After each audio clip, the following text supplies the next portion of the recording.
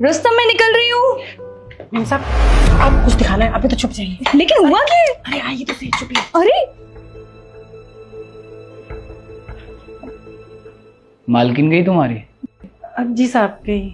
अच्छा, जाओ चेक करके आओ। अगर चली गई हो ना तो दरवाज़ा लॉक कर देना। ठीक है।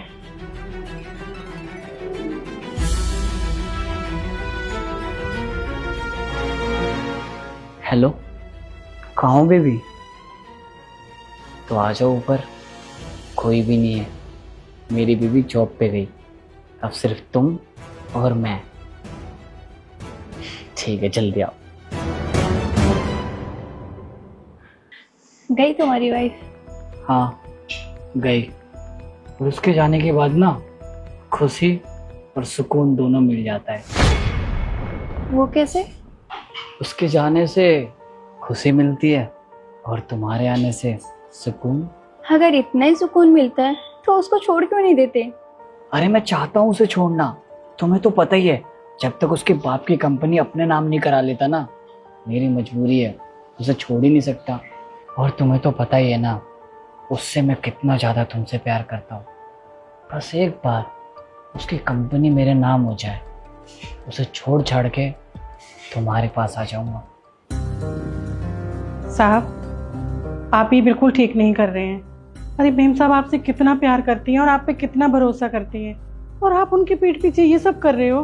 तुझे क्या लेना देना कि मैं पीठ पीछे क्या कर रहा हूँ? तुझे टाइम से पगार मिल रही है ना, तो अपना काम कर, समझ में आई?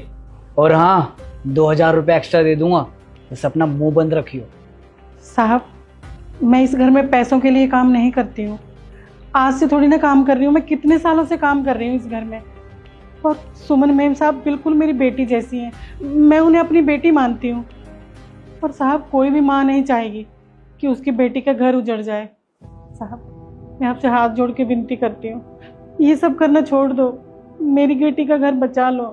देख, प्यार से समझा रहा हूँ, मैं तेरी मालकिन से नहीं, इससे प्यार करता हूँ, तो तू समझ जा। वो तो दिख ही रहा है साहब, आपको इनसे ही प्यार था तो फिर आपने मेरी मेम साहब से शादी क्यों की? सिर्फ पैसों के लिए ना? घर पे बैठ के उनके पैसों पे ऐश करनी है। वो बेचारी काम करती है, पैसे कमा कर लाती है, और उनके पैसों पे ऐश करने के बाद उन्हीं को धोखा दे रहे हैं आप। आपको शर्म आनी चाहिए साहब। अगर आप जिंदगी में मेहनत करते ना, थोड़ा बहुत कुछ कमा लेते, तो शायद आप समझते कि मेहनत की कीमत क्या होती है और वफादारी क्या होती है। ये तुम्हारी काम वाली कितना बोलती है। हाँ, इसकी जुबान ना कुछ ज़्यादा ही चल रही है, इसे सबक सिखाना पड़ेगा।